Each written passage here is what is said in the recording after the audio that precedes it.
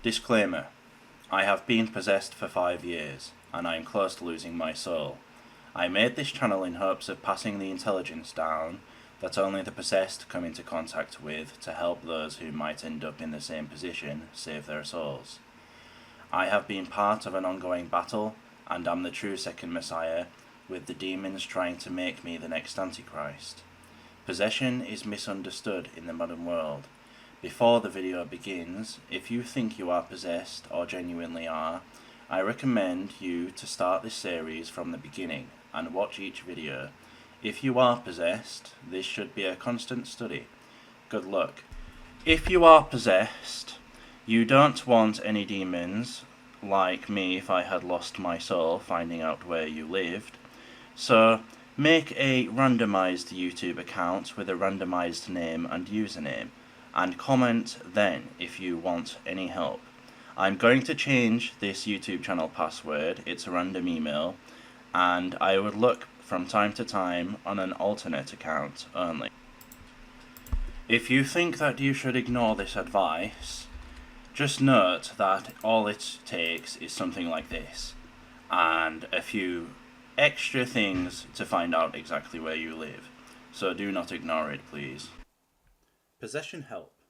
Lesson 4, Episode 5. What I would do differently. If I went back to the beginning, I'd avoid the 3 major tricks and all of the tactics I've explained already, and I'd keep my own will, and I'd build my own universe. I'd already have understood how to help myself with astral psychology, astral protection, logical analysis and awareness, and how to do this all properly. Concepts useful to help. Sensory part of the mind for visualizations without closing eyes. Now, before I get into explaining all of this, I want to tell you straight up exactly what I would do and cut to the point. If I start from the beginning, I would create a mind map. On day 1, if I've just been possessed, I would create a mind map. This mind map is detailing exactly what it is that I want to become. Even because I'm an expert now, I would have created an archetypal strategy incorporated into the mind map.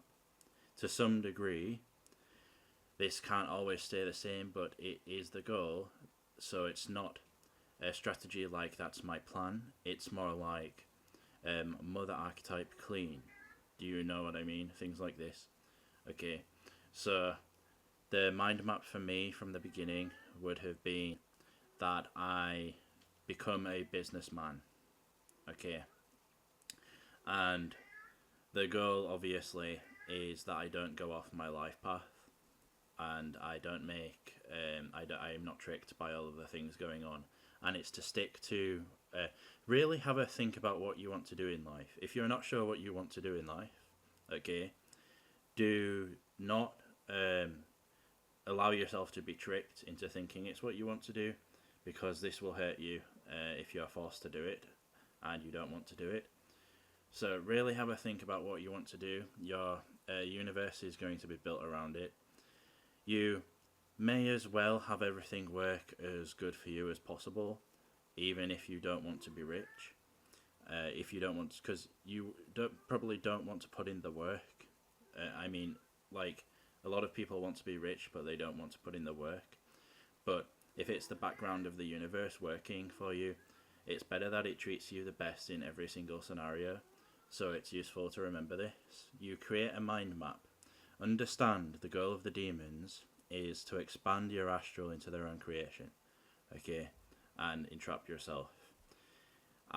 It's like you are literally the person they framed you as, the military guy in my instance. To some degree, it feels like, but you're not at the same time. It's like your heart knows that you're not and things, but you have no choice but to stick to whatever they would have been capable of doing. And if they are not capable of doing some major achievement, it will cause you harm and things like this. It's not good. So do make that mind map. I would have made this mind map, okay? And then I would have Um, a few different devices to help me. First is affirmations, which I will talk about on the next slide in more detail, and gratitude and the obvious things that give people mental health. I would know that all of the dreams are just there to try and entrap my soul, so I wouldn't believe any of the dreams. I wouldn't believe anyone's out to get me. No one was out to get me. And I would not believe any of the astral stuff. And the sensory part of the mind. So when you do visualizations, if you wanted to do archetypal work with your eyes closed, this is good, but you can do the same with the sensory part of your mind. Then there is a point I like to make, and I want to make it clear. From day one, I would constantly have every waking hour at least one thing going on, like positivity increasing with my visual senses. You cannot have all my experience and not do this.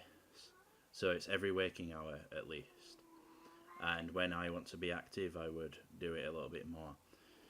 It is not hard to do if you're not doing it actively, which by active I mean visualizing concepts. If you're just visualizing words, it's really easy to actually do things during the day and just have that positive increasing or whatever thing you want to do happening. Okay, this is going to make your psyche develop in that area. Okay, so you could have had something like I'm always lucky from the beginning and stuff like this. Do you know what I mean? That's really going to help. And the sensory part of the mind is so useful. I want to scare you a little bit for the sake of your health.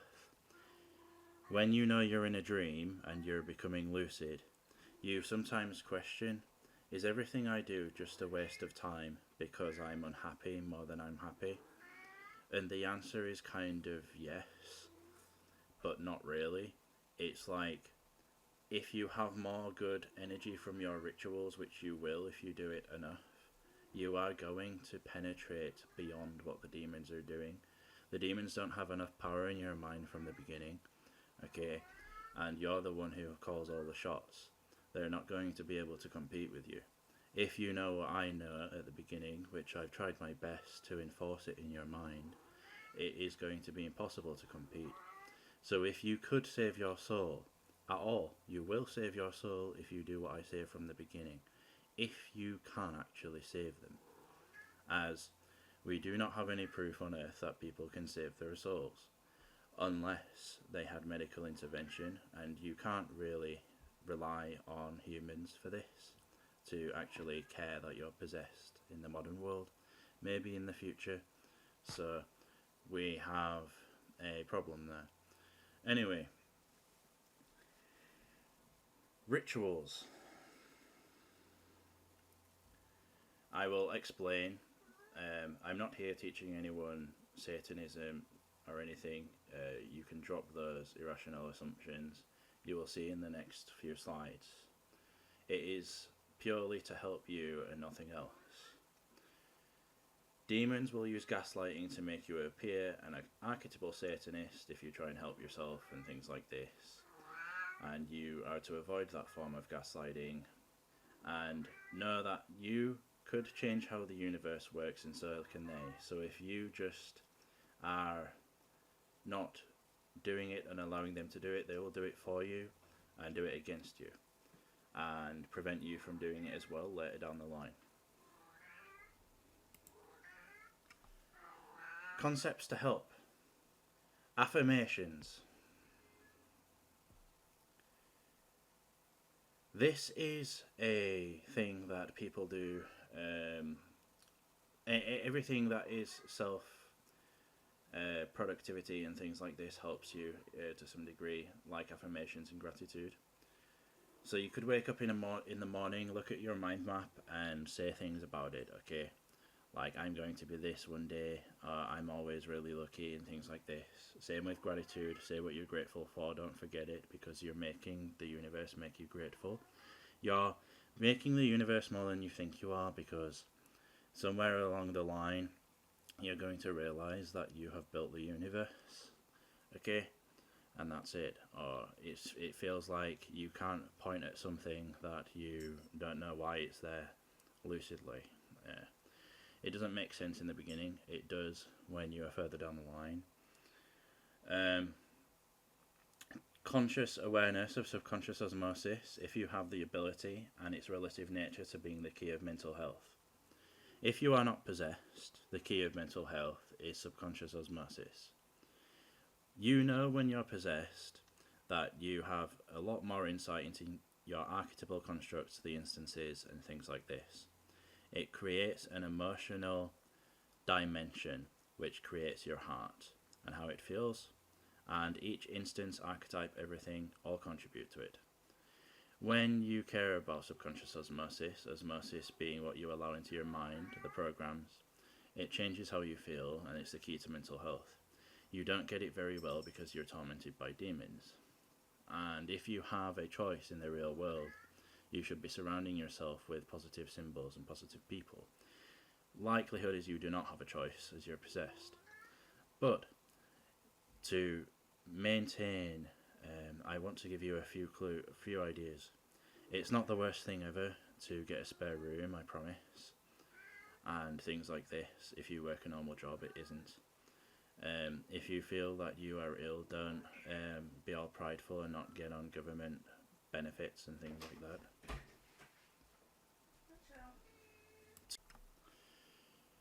You could make meal preps and things like this to prevent you ordering food. For example, I made a butter chicken recently, and it was really nice to the degree that I couldn't believe I made it. But I filled containers up with this, and then I put it on pasta. So if you obviously can't afford things because you're possessed, just remember this. There's always probably, especially if you're in a first world country, a way around it. And that's all. Anyway.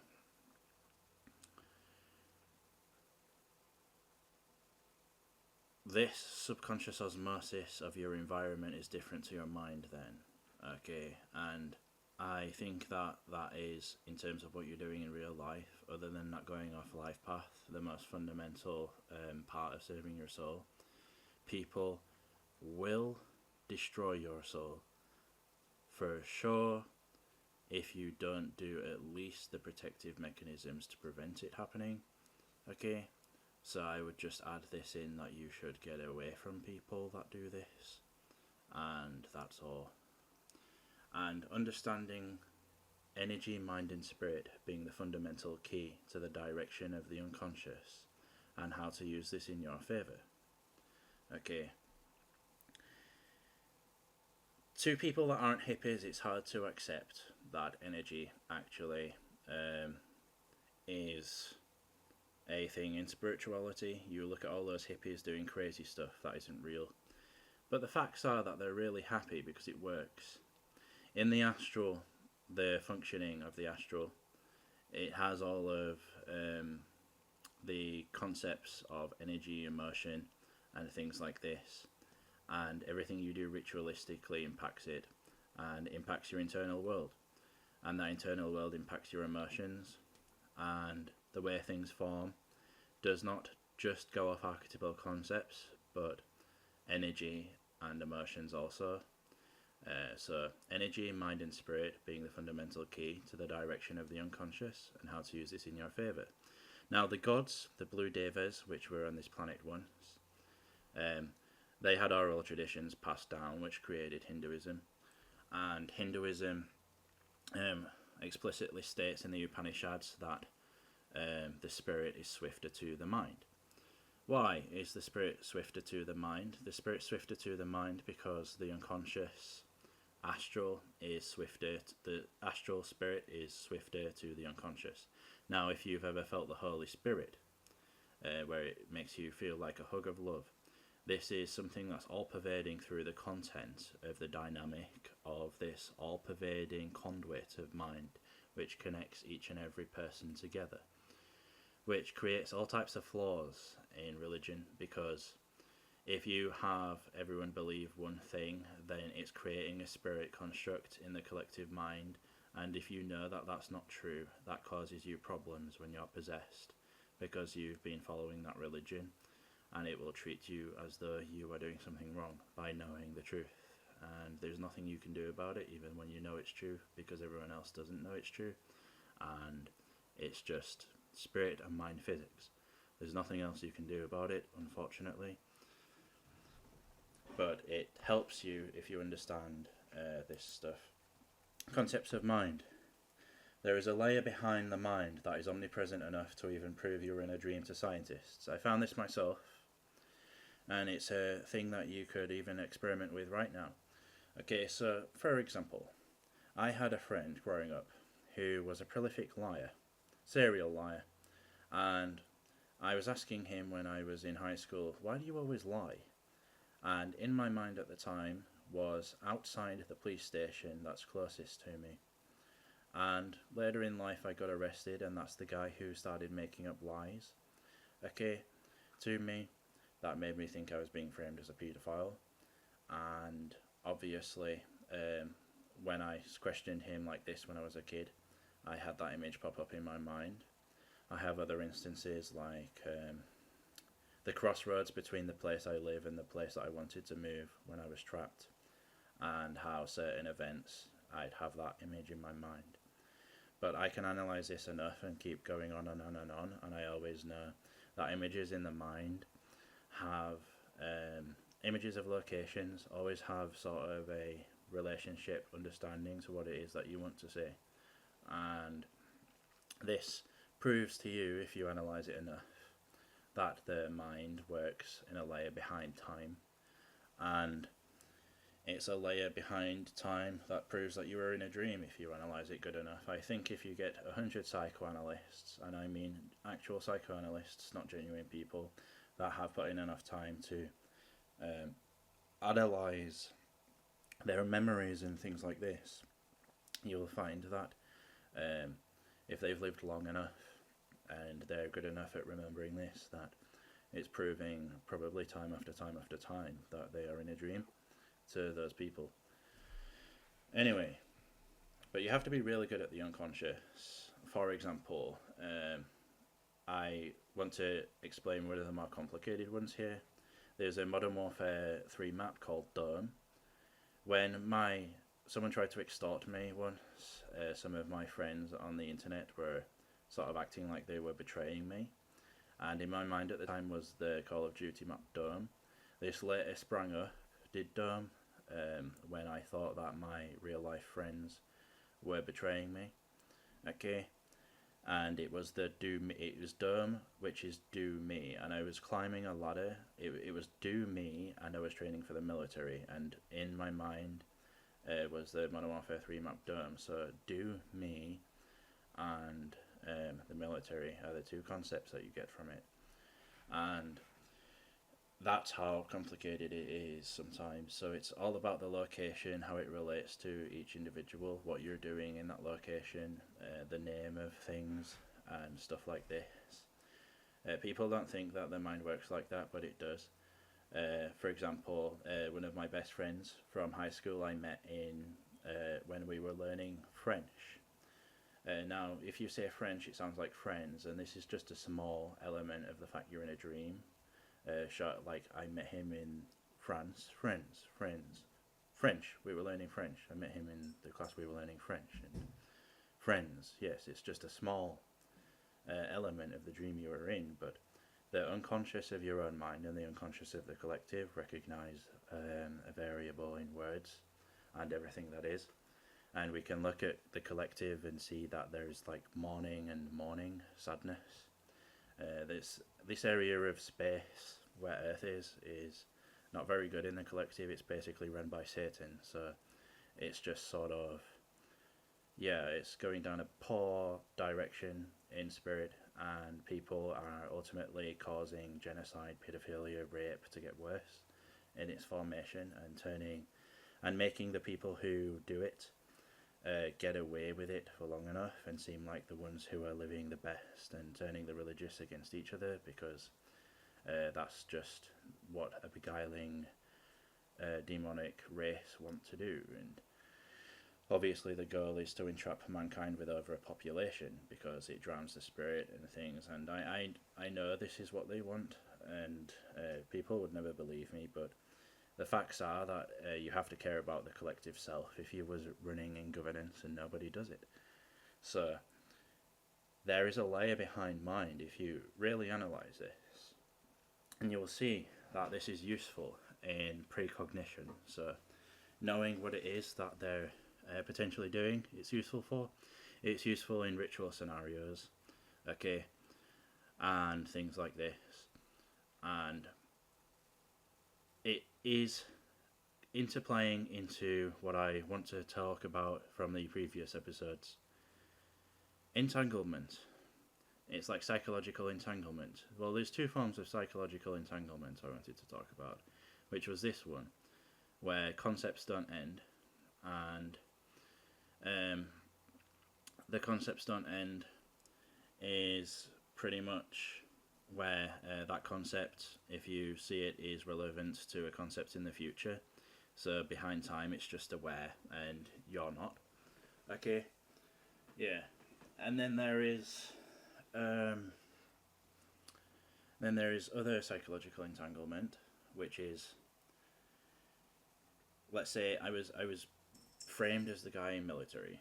Well, he was pretty much just 1 year younger than me, right? Okay, but I liked the military when I was a kid, so at the same time they're ritualizing my childhood purity. But I'm also, sorry for the cat by the way. Fuck. I'm also praying to Allah, which is the war god, okay? And so then there became a problem. If I they became a problem. Like, I don't want to be ritualized as a kid, but I can't change the fact that I was framed as Allah, and Allah was ultimately framed as being the guys extorting me after they did it, okay, and things like this. But he didn't do it, okay. I didn't want it to happen to me. So then you're in a really bad mindfuck experience because of the random entanglements. Like, you're trying to solve the childhood stuff. You don't want you're not like this human guy who did it, the military, and it will try and make you be like him, but he's not even like Allah, alright? And you know he's not like Allah, and it just creates a giant oversensitive flux of archetypal syndrome. I like to call it archetypal syndrome because of a psychological entanglement, and it's dangerous, really dangerous, when you have the symptoms already. So do everything you possibly can to avoid this. Okay, so so let me cut to the point again, because I might have gone a bit off track there. From the beginning, I would have created the mind map and things like I said, okay? But what would I do with my life? I'm sorry, because I didn't tell you. I would have continued trying to do the things I wanted to do in life, but I'd have cut down the hours worked, okay? Let's say I was going to work 12 to 14 hours a day. I'd have cut it down to like 5, okay? And then I'd have tried to do at least 5 hours worth of rituals, and that is without failure, by the way. And I wouldn't have considered physical work, like workouts, to be even relevant till the symptom stage. But I'd have done that because I wanted to. It's not relevant at all. I would not have trained for the military. I would have worshipped only the sun or myself, never a deity. And that is because I need to keep my own will. People won't like hearing this and might think I'm the Antichrist or something, or trying to get them to lose their souls. So by all means, you choose. But I'm warning you. You need to keep your identity you. You cannot. I want to talk about one part of the Shiva Purana that might help with this. The Shiva Purana talks of Shiva eating the poison to save people, okay? And that's why the Shiva Lingam is there. The Shiva Lingam, which is the phallus and things about creationism, okay? Where you're cooling down Shiva, alright? Well, he talks about, the Purana talks about how the worst sin is to kill a Brahmin. And in the Brahmin's own world, I think it was, Shiva's head fell off him because he's not Shiva. The problem, the reason for the Shiva Lingam thing is devotion. Is you're sort of supposed to be the god of your own universe, okay? And the reason for it is devotion. Death is devotion. Because you are God and you're saying someone else is God, okay? And the demons make you go off life path. There. So, that looks like to be what it means, okay? And that's all. Now, there is a sort of... I fell down to a primordial zone when I tried to end my soul because I didn't want to die as a child body, okay? Which took a lot of bravery from me, and I escaped. It seems like this is like creationism is entangled with cosmical generation to some degree, and there is a live DNA in where it goes under, and you are not, and it's just all sort of an awkward thing. I don't want to make this a philosophical debate, but I want to tell you that you are the god of your own universe, your own infinite self, and the goal is to make you entrapped. So if you think that's illogical, I'm sorry, but it is the truth. And mortal people don't have to struggle with that. They're not possessed by demons. They're not becoming a god.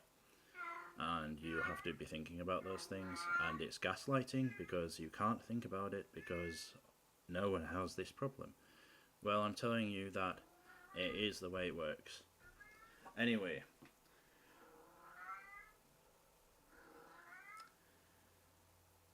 the sun is like the light of the self reflected.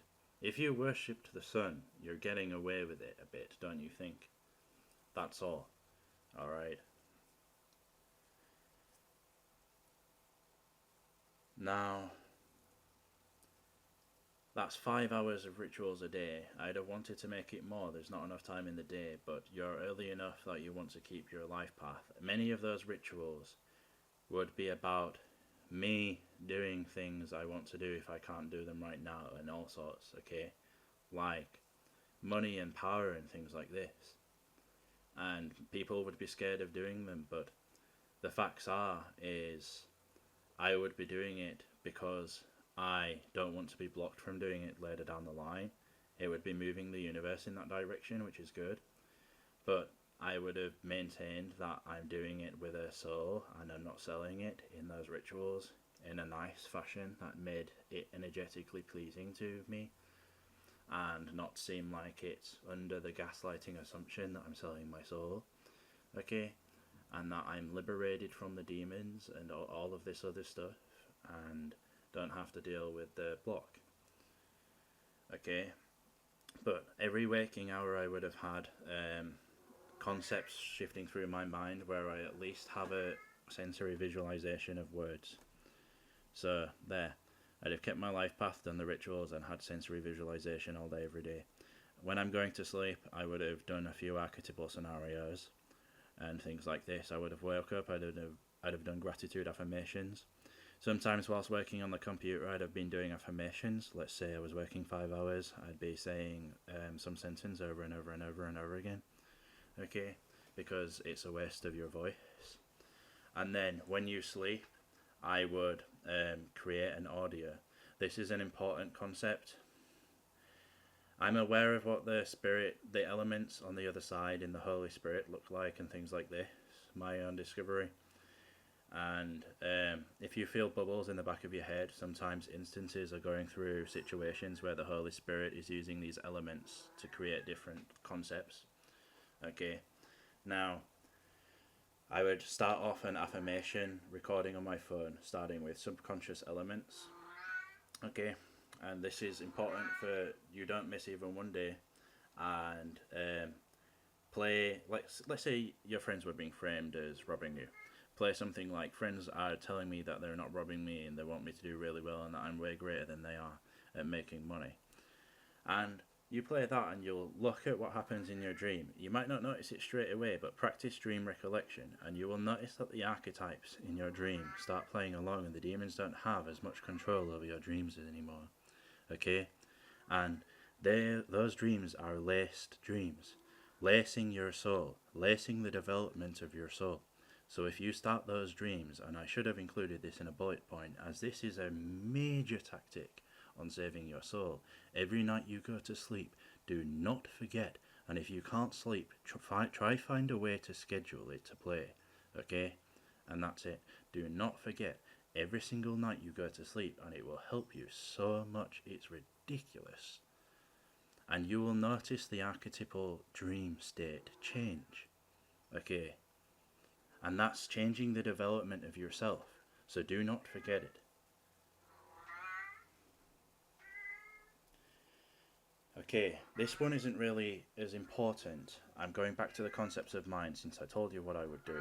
That's exactly what I would do. The mind has a centralized point called central script, which can be gained insight with by automatic talking and seeing repetitive patterns.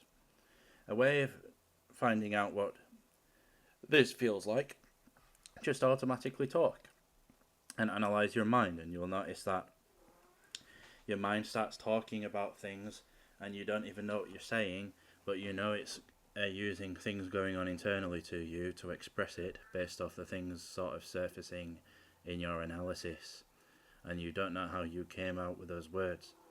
There's a centralized script element which will start repeating phrases that you never talk about in real life over the course of weeks and months. Your mind is really smart in finding a way to tell you stuff.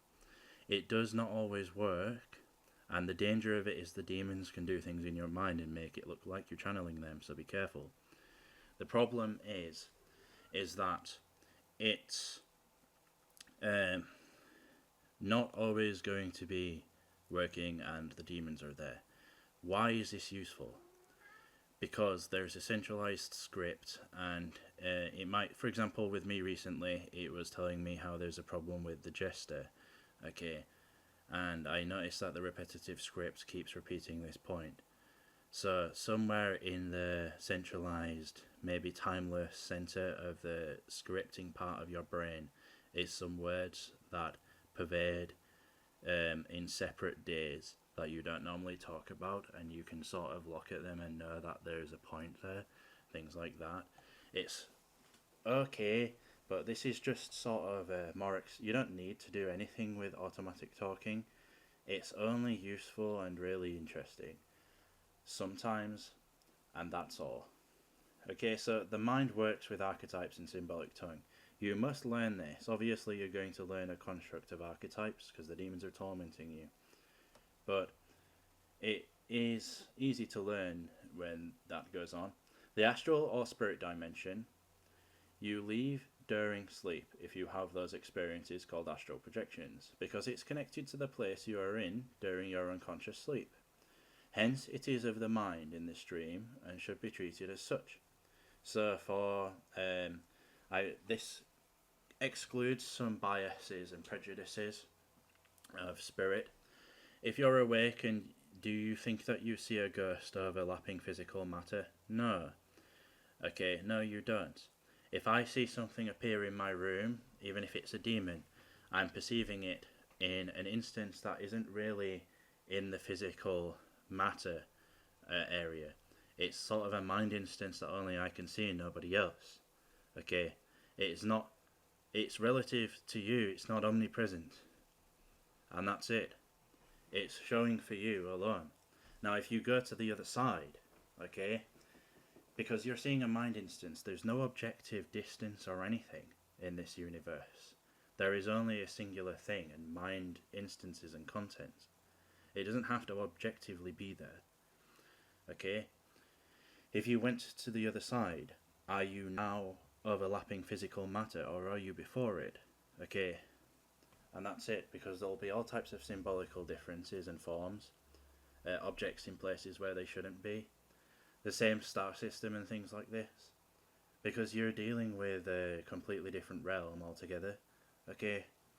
So, science hasn't obviously been able to use their apparatus properly with spirit and things like this, but it's useful to know how that works, because you then don't differentiate yourself from it as much. Your unconscious is something you have to protect. There is obviously the fact that you're in a dream and that the spirit realm is on the other side and it's a place of unconsciousness, and you're never disconnected from it. There. Okay. Which is very useful to know, and ultimately your state of being on the other side is going to influence your wakeful life tons. Okay? And that's it. I mean, there's dark forces out there that basically just bring the leaders into a state of ignorance, and there's nothing anyone can do about it on the other side, and it just plays along here. Right, so you have a personal astral.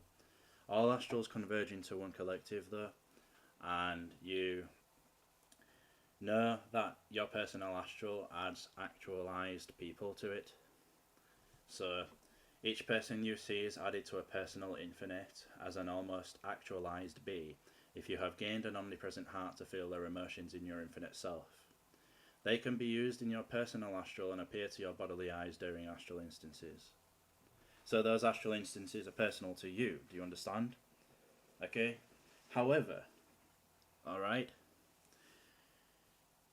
this is so far-fetched. If I meet an alien during sleep from another galaxy and wake up, I carry their emotion with me as a bee, and I could walk outside and cry tears because their emotion isn't the same as a human's if they were to go outside. Okay, and that will last a day. Anyway, that's how you know you've got an omnipresent heart, I guess. It's sort of a personal infinite, okay, that is used, and that makes you later down the line a little bit angry at people because you think those people like you didn't have insight, but really were just so selfish that they misused you. Anyway, example. You are angry at someone in real life. Okay, this example is about the astral instance. You're angry at someone in real life, you get home and he shows up to apologise. To your bodily eyes, you see him with your bodily eyes in an astral instance. This did not happen to me for the first couple of years, at least, but I had many other experiences that did, like channeling and things like this. Okay? You get home and you see him. This happens only if you have achieved far enough in astral awareness, and can even include aliens, like I said. Is he there? No, it's an instance of mind, and instances must be understood in the development of yourself. Expansion on instances. You see that when we see there is a dimension of mind behind time, mind content is connected to other mind content. This goes into the dimension behind time also, okay? Instances and each be added go through their own things, which contribute to you internally. For example, you analyse the subtle internally enough and see one instance must have had someone get mad at something that made no sense, until later a thing related to the trigger shows why they are angry. It is all going on at the same point to them. They must have had insight before you. Now, this is relevant with those places that you see also in the dimension behind time, okay? And it's hard for you to know exactly how much you can change things because you wouldn't see what didn't happen, but obviously it is really useful in many areas like precognition, rituals, things like this. Each instance has its own story. This is hard to figure out, the story, sometimes. It might help you if you can be a story in your own way from the beginning. Different to the demons for the concepts they bring up. Example, your friends are betraying you, and you visualize your friends saying they're not betraying you, that's a fake story, and they then show you a piece of paper saying fake story, and they scrunch it up and put it in the bin, and then tell you who they really are, and then sort of affirm how you will have more in this area and they aren't going to rob you and stuff. Anyway, example, early on people tell you it's a made up...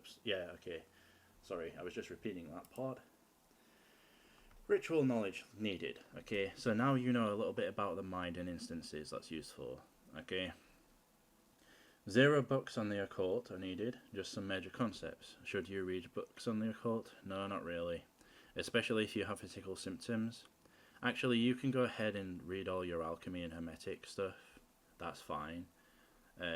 I'm just saying that you don't really need to be reading the bad things, like Aleister Crowley. It's not going to help you because you're influenced by the spirit of the collective Aleister Crowley viewer just by getting involved in this, and that's not what you want. If you have symptoms that might cause you issues like shaking your third eye, so you want to stay away from it. You are in a dream, so you're dealing with mind content ritually to cause change internally in the astral and sometimes in real life due to those changes. This is all you are doing and nothing else. You are not invoking demons, you are not doing anything with black magic, you are not doing anything but changing mind contents. Psychological work ritualistically that changes things internally to you, the astral, and sometimes by this in real life. What helps? Incense, robes, mask create an energetic influence. It matters, it's a dream. Background music creates an energetic influence, and being powerful with your words, like shouting, does also. I explained some examples of what I do and why it works, but also utilizing forces with your psyche whilst visualizing in the senses as you perform help. For example, if you're doing a ritual, you're visualizing at the same time as you do it with your senses. Now, one thing to know about rituals, other than this, there is a mind and there's a support and resistance band similar to finance graphs in the mind for anything that forms. Example, if someone hurts you, tons in torment, and you do something against them, they might face suffering in the real world because they lose the support band. Similarly, putting people under pressure who share archetypes with something that oppressed you, like socialists, might cause the opposing end to win the election or help. This is useful because a large amount of the rituals is making energy superior to other energy. Okay? I basically want to tell you the sort of 3 scenarios that I do. 1, okay, I say a few Hebrew words, you don't have to do it actually, okay, which just have something to do with Yahweh, alright? And which is Alto Malkut Forgiverah Leolam Amen. This is what a lot of magicians do. I don't copy my rituals from them, but this is sort of just lays down the ground base of my ritual. I wear a robe and I have a mask. I then point forwards and invoke all power, force and energy from the opposing infinite end of the universe. Get it in my hand and I visualize a ball of energy containing those words in my hand, pull it to the center and put it in my throat under my command and will as the universe. And then I, for example, spin around, put my arm back out and invoke the infinite end of the Milky Way galaxy as I'm at the black hole center, and turn around and bring it all to the center and put it under my throat again. I don't want to say my name backwards. Say something like I'm not going to tell you what it is till you'll know when I go public. But it sounds like it's telling me I'm the god of the universe, like you're God or something backwards. Okay, or I am God backwards or something. So you don't have to do that, but because of the resonance of what you're shouting helping your ritual, I would say something like, I am my name in this timeless instance as God, and I yield the power and authority over all things. And I've got some nice sort of music going on, and it gives you goosebumps if you hear it, which helps your ritual because you're invoking high influxes of energy in the astral. And then I would, for example, write on a piece of paper what it is that I want to be interiorized by positive concepts. This is one of my favorite rituals. So let's say the demons being successful at having any influence in your mind is written down. The support, I would say, the support energy and all energy that makes demons capable of having power in my mind. And I would hold this before me, and I would invoke the creator inside a singularity. And I would visualize the singularity, and I would say to the singularity, "You are the singularity which manifests all things. There is no distance between you and the other side of the universe, for it is all within you and appears only to your visual senses." And I would put this piece of paper in it, and I would say, "Manifest all the energy in the universe that resonates with this in this energy vessel." They do that, and then I would put it on the floor beneath the command and will of the singularity, and I would tell it to do the opposite. The energy which would destroy that and make it never capable. And then I visualize the ball glowing up with light.